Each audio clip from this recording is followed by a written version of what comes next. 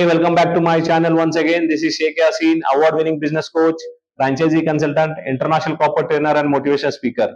Ladies and gentleman, मैं आज आपको बहुत ही एक हिस्टोरिकल केस स्टडी के बारे में इंफॉर्मेशन देने जा रहा हूं।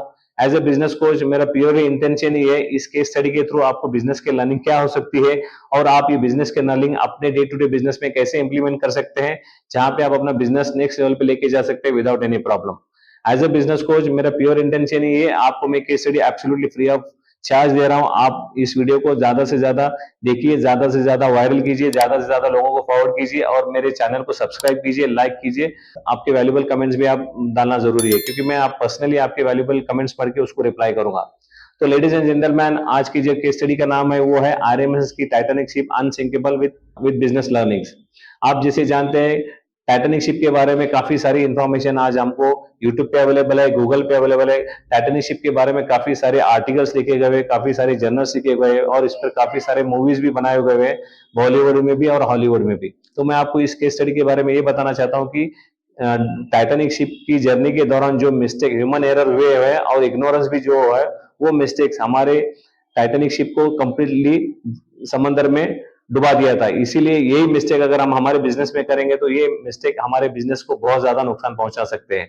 तो ladies and gentleman, Titanic ship को बनाने वाली कंपनी का नाम है white star line. White star line का ये अपना दावा था कि इस टाइटैनिक की शिप को बनाने के लिए तकरीबन उनको 3 साल का वक्त लगा था और इस शिप को बनाने के लिए 3000 से भी ज्यादा सेमी स्किल्ड और प्रोफेशनल लोगों ने काम किया था इसको बनाने के लिए। टाइटैनिक शिप अपने जमाने का सबसे बड़ा, ह्यूज, सबसे खूबसूरत, सबसे ज्यादा आर्टिकुलेटेड, सबसे ज्यादा अल्ट्रा लग्जरियस शिप माना जाता था। टाइटैनिक की शिप पहली जर्नी इंग्लैंड के साउथहैम्पटन से न्यूयॉर्क की तरफ जाने वाला था 10 अप्रैल 1912 में। इस टाइटैनिक शिप के बारे में आपको बताता चलो, टाइटैनिक शिप की लेंथ तकरीबन 269 मीटर थी, इसकी हाइट 53 मीटर और इसकी चौड़ाई 28 मीटर थी।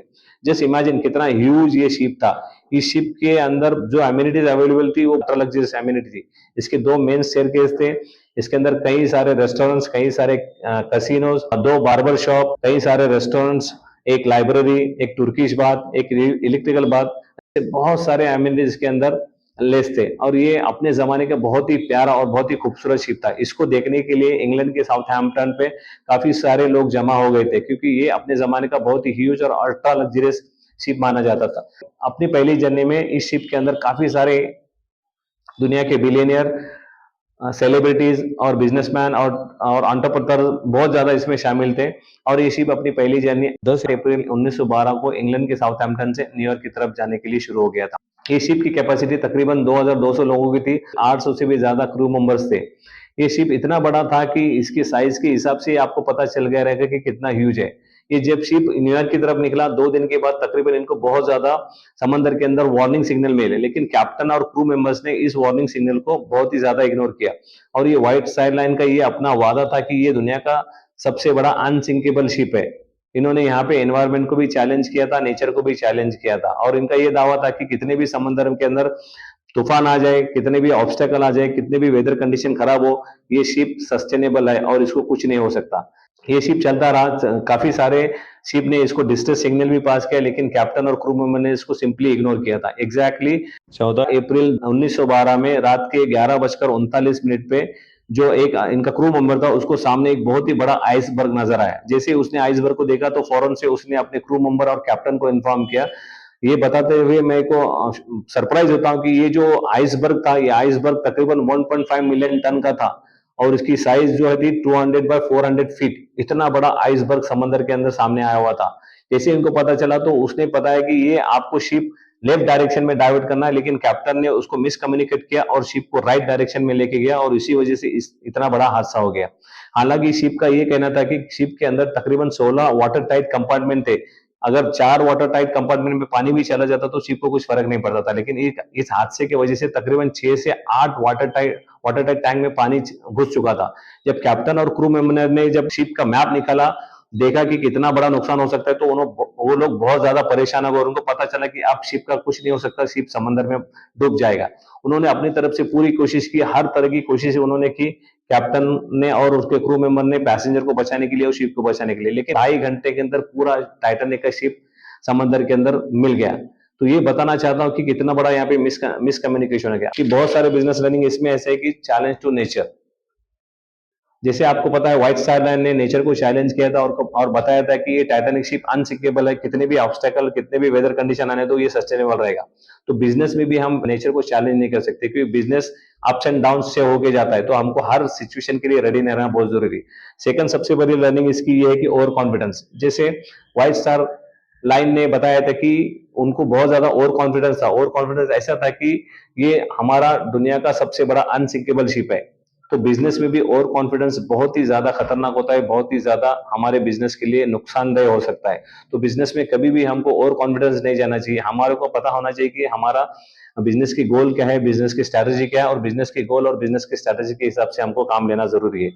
तीसरा सबसे बड़ी लर्निंग ये है कि रॉन्ग प्रोजेक्शन।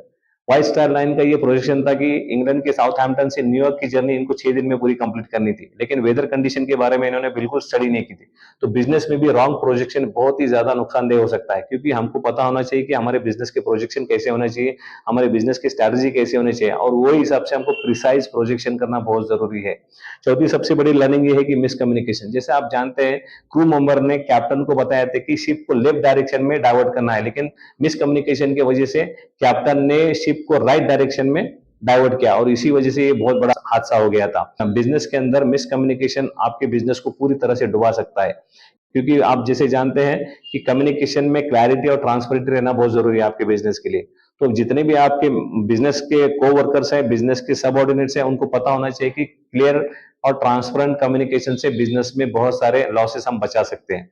पांचवी सबसे बड़ी लर्निंग ये है कि you should understand the sensitive of the situation. Captain और क्रू मेंबर ने सिचुएशन की सेंसिटिविटी को बिल्कुल नहीं समझा और उसको इग्नोर किया, और इसकी वजह से बहुत बड़ा हादसा हो गया। तो बिजनेस के अंदर भी we have to understand the sensitivity of the situation, और उसी हिसाब से हमको अपना बिजनेस की डिसीजन लेना बहुत जरूरी है कि you never compromise with your business safety precautions.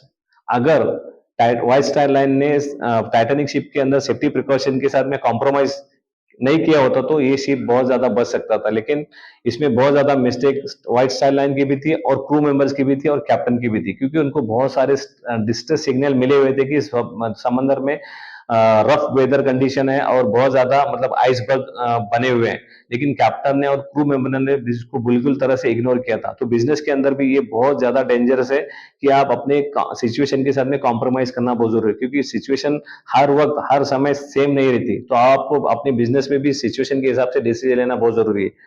तो moral of the story is, आपको ये पता होना चाहिए कि ह्यूमन एरर की पॉसिबिलिटी बहुत ज्यादा होती है। आप नेचर को चैलेंज नहीं कर सकते, मिसकम्युनिकेशन को दूर करना बहुत जरूरी है, और आपको और कॉन्फिडेंस भी नहीं जाना है, और आपको बिजनेस के बारे में सही से प्रोजेक्शन करना है, सिचुएशन के सेंसिटिविटी को समझना है, और सिचुएशन के साथ में कॉम्प्रोमाइज कैसे करना है आपको बिजनेस में, ये सब चीजें आनी चाहिए। क्योंकि एक सफल बिजनेसमैन अगर ये सब चीजों पे ध्यान देगा, ये सब चीजों पे लर्निंग करके अपने डे टू डे बिजनेस में अप्लाई करेगा, इंप्लीमेंट करेगा, तो डेफिनेटली वो अपने बिजनेस को नेक्स्ट लेवल पे लेके जा सकता है, और वो अपने बिजनेस को लॉस करने से भी बचा सकता है।